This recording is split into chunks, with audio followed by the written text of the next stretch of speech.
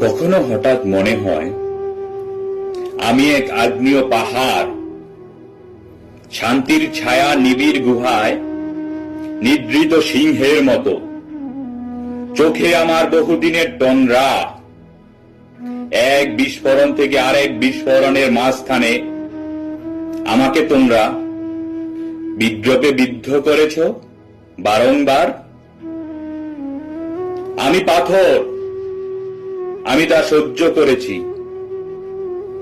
মুখে আমার মৃদু হাসি, বুকে আমার পুঞ্জীভূত ফুটন্ত লাভা।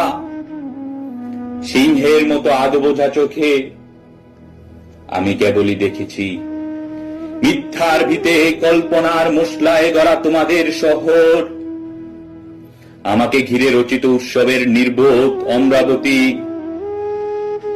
বিদ্রুপের হাসি আর বিদ্বেষের আতশবাজি। তোমাদের নগরে মদমত্ত পূর্ণিমা।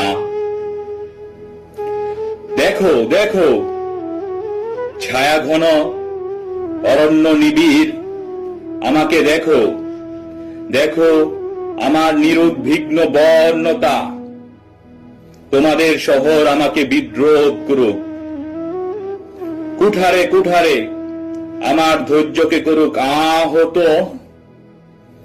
কিছুতেই বিশ্বাস করো না আমি বিষবিয়স খুঁজি আমার সহোদর।